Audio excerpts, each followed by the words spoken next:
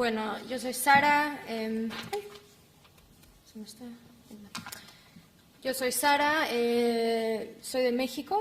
Nací en México, pero crecí en los Estados Unidos. Entonces, a veces veo el tema de política de drogas desde varias perspectivas y un poco desde un país que ha estado implementando la prohibición por todo el mundo y justificando la prohibición por todo el mundo, y del otro lado de un país que ha sufrido mucho las consecuencias y esos daños.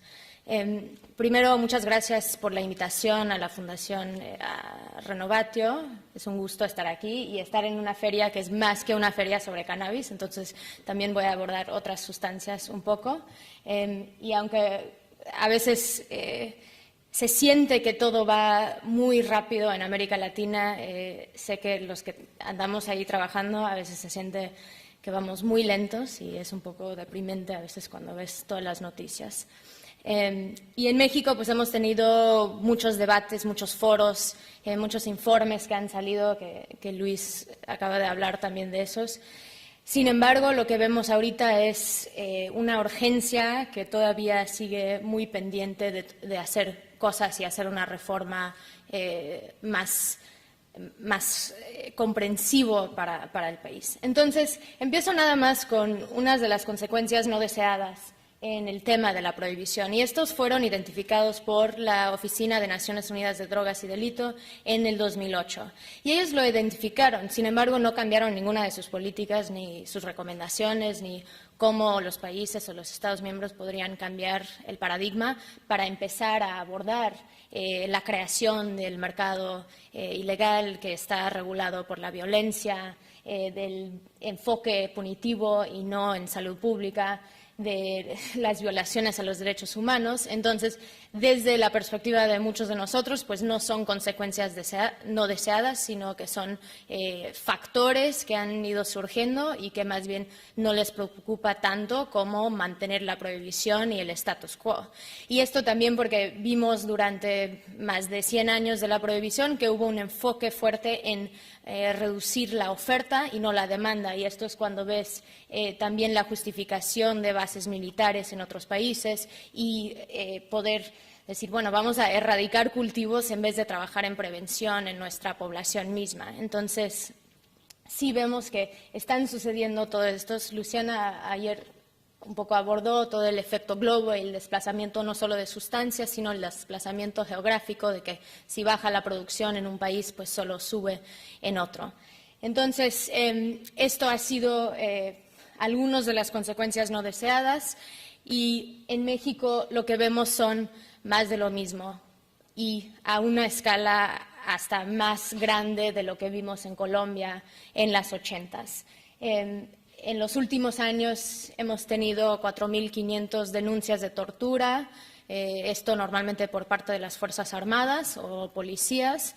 Sin embargo, no tenemos ni una sentencia sobre tortura, y en 2014 decidieron que ya no iban a contar casos de tortura, ya no, era tema de seguridad nacional, entonces ya no. Tenemos 28.472 expedientes de personas no localizadas, personas desaparecidas. Esto según las cifras oficiales, entonces también tienes que pensar que las cifras oficiales son más bajas de las cifras reales. Tenemos más de 120.000 homicidios por violencia que tienen que ver con un control del territorio, y todo esto surge en 2006 con la militarización del país, y eso fue cuando el presidente en ese entonces, Felipe Calderón, decidió militarizar la seguridad pública. Entonces, en vez de que los policías estuvieran en las calles, pusieron al ejército. El ejército no está entrenado para proteger, sino para estar en guerra, y esto es lo que sucedió.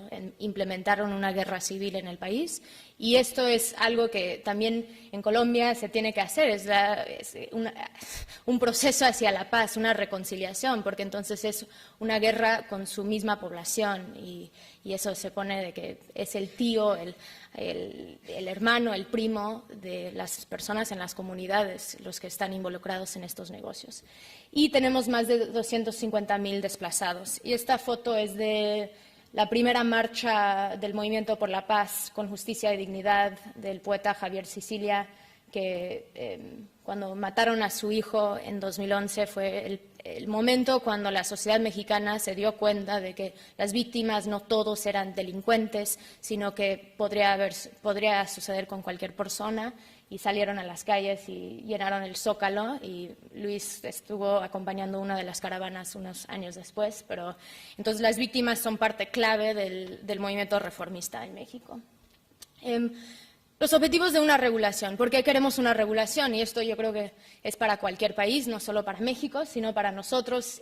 Tiene mucho que ver con cómo podemos respetar la salud pública y los derechos humanos, cómo se puede hacer en conjunto con programas de reducción de riesgos y daños. Y no solo reducir los riesgos y daños del consumo, aunque eso es muy importante, sino también reducir los riesgos y daños de las políticas actuales. Entonces, en México, la esperanza de vida de jóvenes recientemente bajó por primera vez en una década. Y esto por la violencia, porque la causa número 1 ahora de muerte en jóvenes es por violencia y homicidio, no por accidentes en coches, que antes era eso. Entonces, es un tema de salud pública la violencia.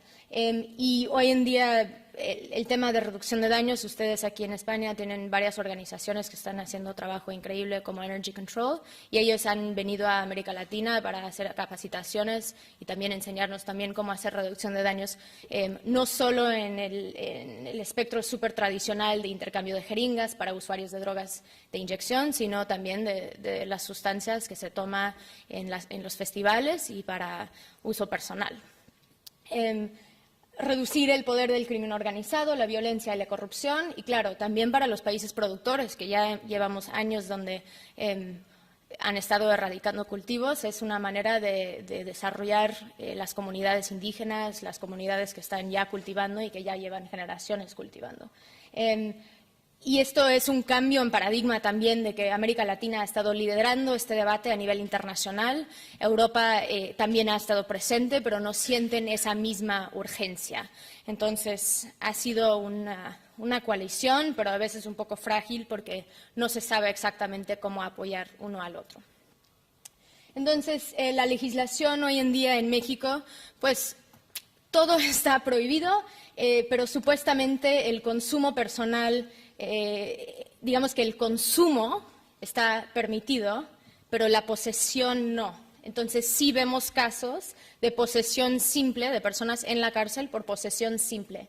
En 2009 se hizo una serie de reformas que se llaman la Ley de Narcomenudeo, y eso descriminalizó de cierta forma el consumo, pero solo hasta cierta cantidad. Y aquí pueden ver las cantidades. Y eso debe ser 0.5, no sé si hay un punto, pero es medio gramo 5 gramos de cannabis, medio gramo de cocaína, 2 gramos de opio. En el mercado real pues no se vende medio gramo de cocaína, sino se vende el gramo. En cannabis normalmente en México estás comprando entre 20 y 25 gramos a la vez, porque la calidad también es más baja, entonces sí estás comprando en una cantidad mayor.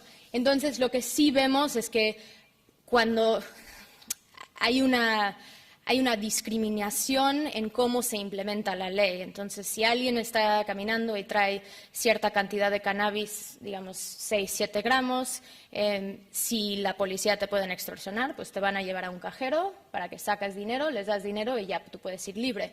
Pero si eres pobre y si vienes de otras comunidades, te van a llevar al MP o te van a plantar más drogas para que sí haya más sentencias de drogas. En general, las personas esperan unos 2 años para un juicio en México. Entonces, digamos que el acceso a la justicia no funciona, y además las fianzas, si eres pobre, pues no vas a poder pagar una fianza para poder tener libertad preventiva.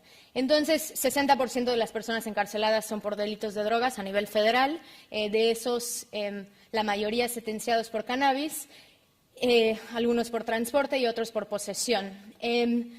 Lo interesante del último dato es de que 41% de las personas encarceladas por delitos de drogas es por menos de 500 pesos. Entonces, estos no son los grandes traficantes. Y sí, de vez en cuando agarran a los grandes traficantes, como el Chapo Guzmán, el cartel de Sinaloa sigue funcionando sin problemas. Digamos que agarrar o capturar a los grandes carteles, matarlos, etcétera, no hace un cambio significativo en cómo funciona el negocio. Y eso es importante. Entonces, de que ha fracasado y ahora toca a todos empezar a proponer nuevas propuestas. Las ganancias hoy en día del narcotráfico, bueno, es una economía basada en la producción y eso también da los recursos para poder implementar la logística detrás de muchos de los delitos de alto impacto, como el homicidio, el secuestro y la extorsión. Entonces, desde nuestra perspectiva, siempre si podríamos regular los mercados de las sustancias y las plantas, bueno, pues eso quitaría los recursos del crimen organizado y así también liberar recursos del gobierno para poder ir encima de estos otros delitos de alto impacto.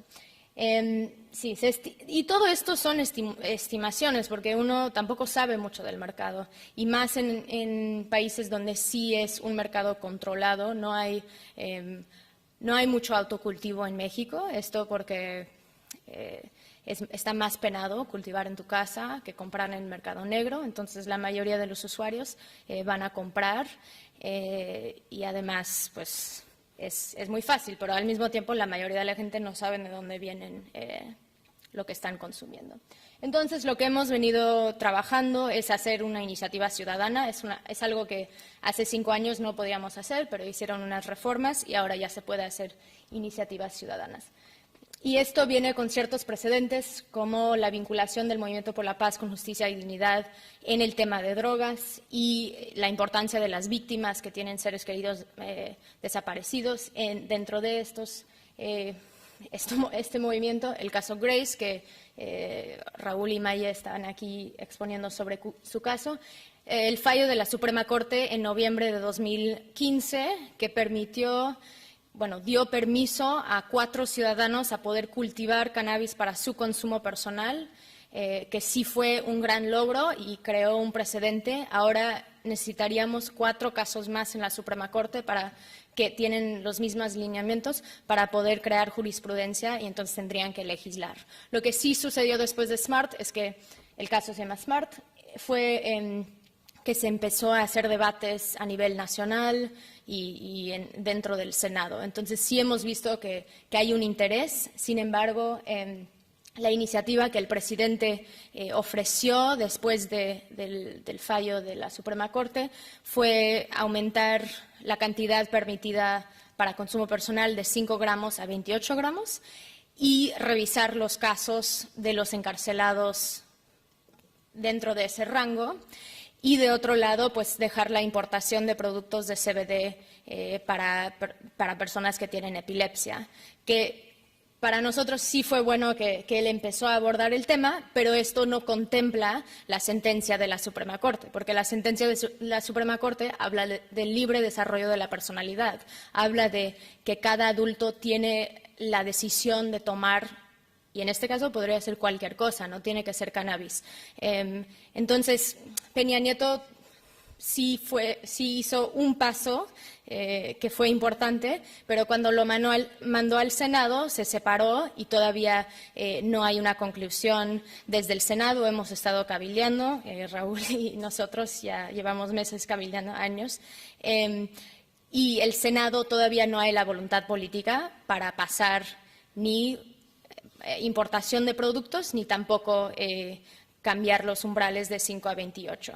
Y esto también de que importar productos nos deja en un espacio muy difícil para México. Entonces, significaría que no estamos desarrollando o fortaleciendo un mercado nacional, no estamos atendiendo a las condiciones o los padecimientos de todos los pacientes, porque muchos pacientes van a querer tener la flor, consumirla, fumarla. Y además de que hay un uso personal adulto que tiene que estar reconocido también en la ley.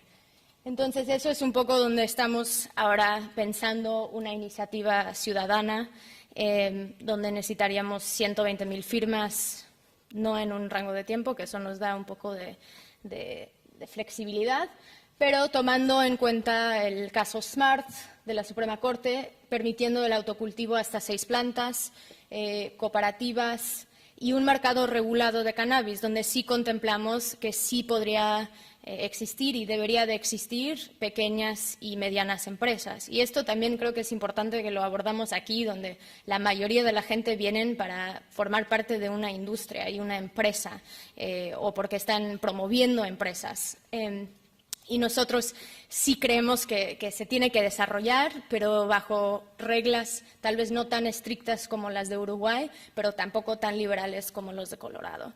Entonces, estamos en intentando cómo balancear eso y al mismo tiempo cómo enfrentar el poder de las farmacéuticas, que están haciendo más cabildeo y más lobby con nuestra Secretaría de Salud que cualquier otro tipo de empresa, y ellos mismos están intentando restringir la posibilidad de hacer algo más comprensivo.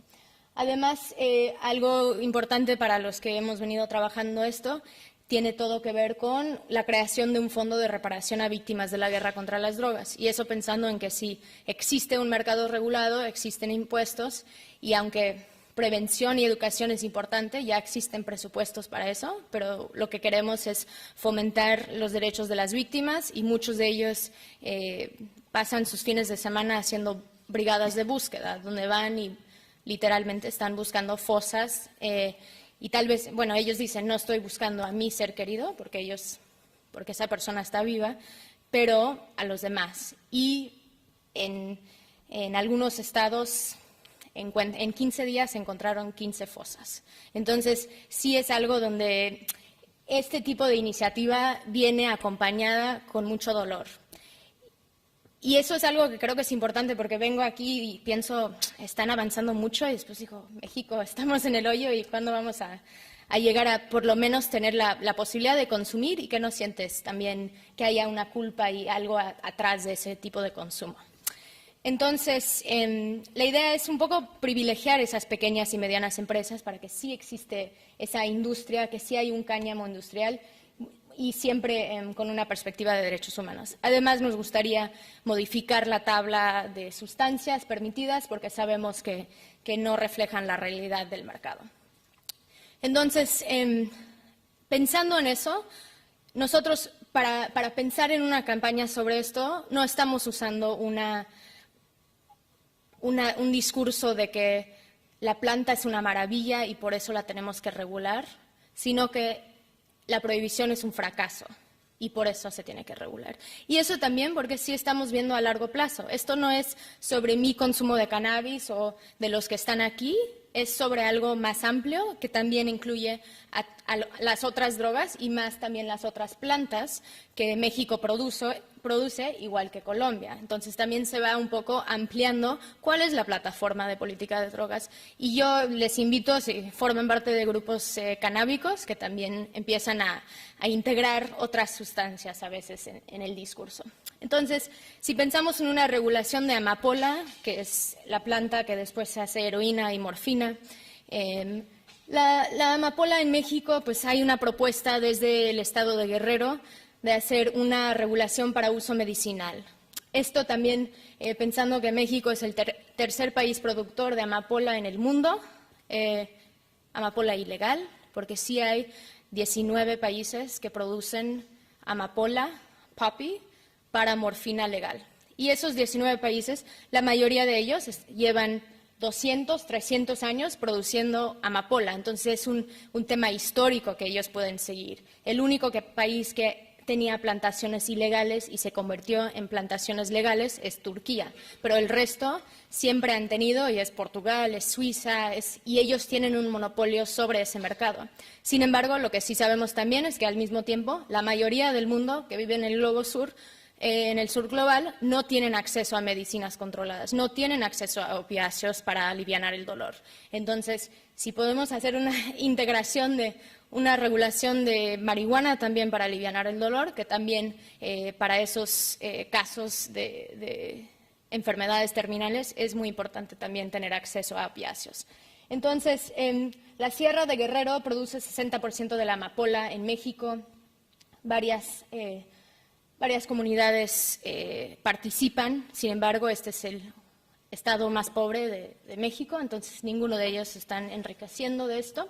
46% viven en pobreza extrema, y como puedes ver, tampoco están ganando mucho por sus kilos de goma de opio. Y fui hace unos meses y me platicaron si nos estaban vendiendo el kilo de goma de opio. Antes nos estaban pagando como 23,000 pesos al mes, al kilo, y ahora solo nos están pagando 15,000. Entonces, ellos mismos, los cultivadores, que normalmente son comunidades o familias, están sujetos a un mercado donde ellos no fijan el precio, tampoco pueden exigir derechos. Entonces, una regulación permite que esas personas y esas comunidades salen de las sombras y se pueden integrar en un mercado formal donde pueden exigir derechos y donde pueden encontrar una vida más digna, con oportunidades. Los cultivadores dicen es que lo que gano de poder cultivar media hectárea de amapola, además de mis frijoles y mi maíz, es para poner un nuevo techo de lámina en mi casa, es para poder mandar a mi hija a la escuela y comprarle su uniforme. Entonces, estos son mínimos que esas comunidades requieren, pero están muy alejados, y mientras vayamos criminalizando y prohibiendo más los cultivos, ellos se tienen que alejar más y más de las comunidades y de los servicios. Entonces, ahí está esta propuesta, vamos a ver cómo va, pero ahí está en la mesa. Hablando de cocaína, colaboro mucho con algunas organizaciones en Colombia sobre estos temas. Nosotros, la mayoría de la cocaína que va desde Colombia hasta los Estados Unidos pasa por México. Esto porque los Estados Unidos en las 90s cortó el paso por mar de Colombia a los Estados Unidos, y eso también entonces se fue cambiando el mercado de la cocaína y también la realidad mexicana. También puedes ver que la mayoría de las ganancias no quedan en los cultivadores colombianos, sino en el tránsito. Y sí, ya, la cocaína.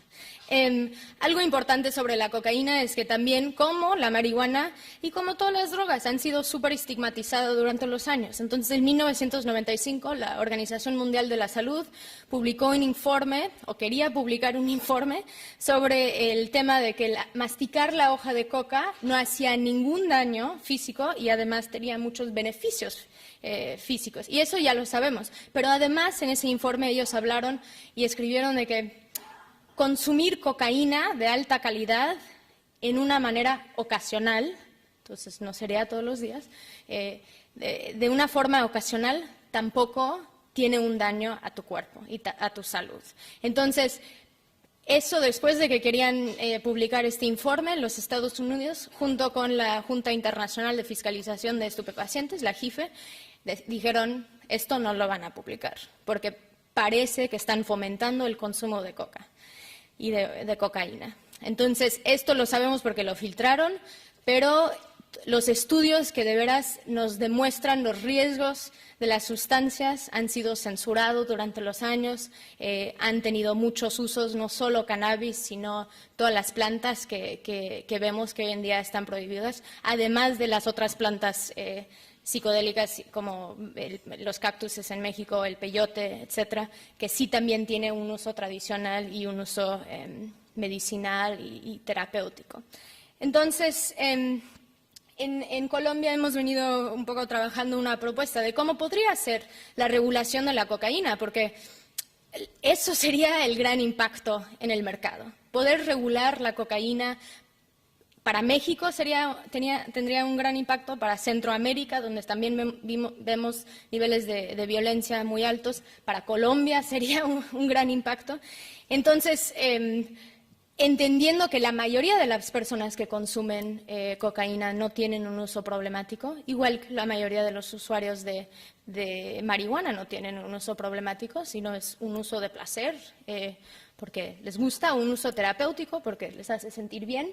Entonces, hay una propuesta de que, bueno, la cocaína en polvo podría estar disponible para usuarios con licencia. Entonces, sí tendrías que pedir una licencia, pero dentro de un modelo de ventas desde una farmacéutica con prescripción médica, o que una universidad podría encargarse del control de poder manufacturar cocaína, y también al mismo tiempo pensar en que podría existir productos de hoja de coca que también dan una sensación parecida a consumir cocaína, pero sin algunos de los supuestos riesgos. Y eso es de que si seguimos alejando usuarios de las instituciones de salud, de las instituciones de reducción de riesgos y daños, entonces nunca vamos a poder tener conversaciones claras con las personas sobre su consumo y cómo quieren mejorar su experiencia, además de poder